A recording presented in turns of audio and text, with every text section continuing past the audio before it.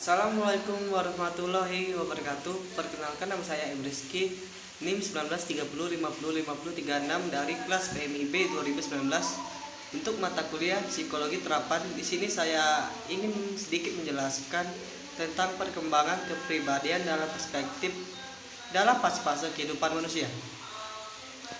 Yang pertama, perkembangan kepribadian menurut para ahli.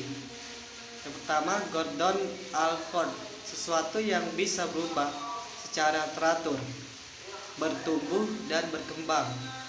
Kondaraningrat merupakan ciri dari watak yang diperlihatkan seseorang dari lahir sampai lanjut usia.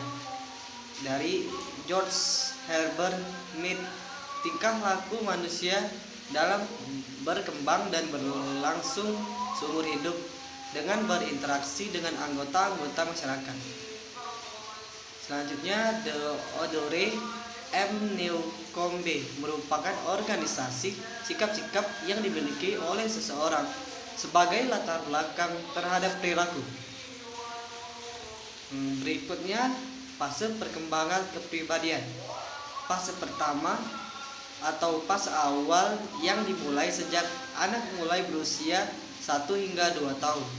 Saat anak tersebut mulai mengenal dirinya sendiri, pada fase ini kita bisa membedakan kepribadian seorang menjadi dua bagian yang penting, yaitu seperti berikut. Bagian pertama berisi unsur-unsur dasar atas berbagai sikap yang disebut dalam attitude yang kurang lebih bersifat permanen dan tidak mudah berubah di kemudian hari. Unsur-unsur ini ialah struktur dalam kepribadian atau dalam bahasa Inggrisnya basic personality structure dan capital personality.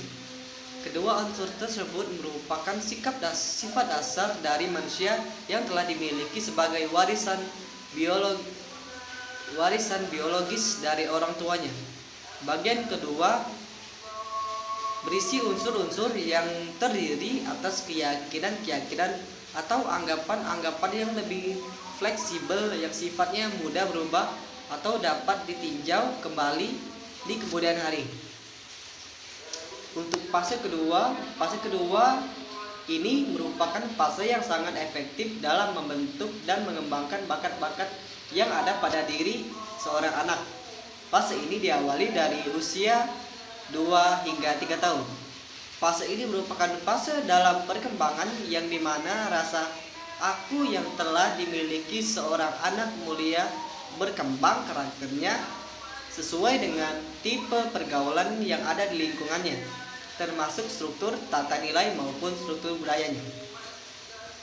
Kemudian untuk fase ketiga dalam proses perkembangan kepribadian seseorang.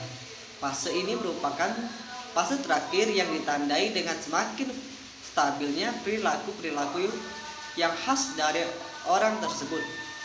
Pada fase ketiga ini terjadi perkembangan yang relatif tetap, yakni dengan terbentuknya perilaku yang khas sebagai kepribadian yang bersifat abstrak.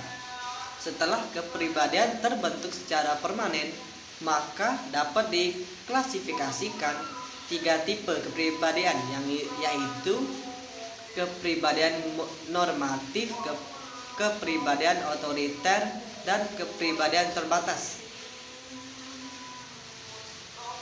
Mungkin itu saja yang dapat saya sampaikan. Mohon maaf apabila banyak kekurangan dari saya pribadi. Kepada Allah saya mohon ampun. Wassalamualaikum warahmatullahi wabarakatuh.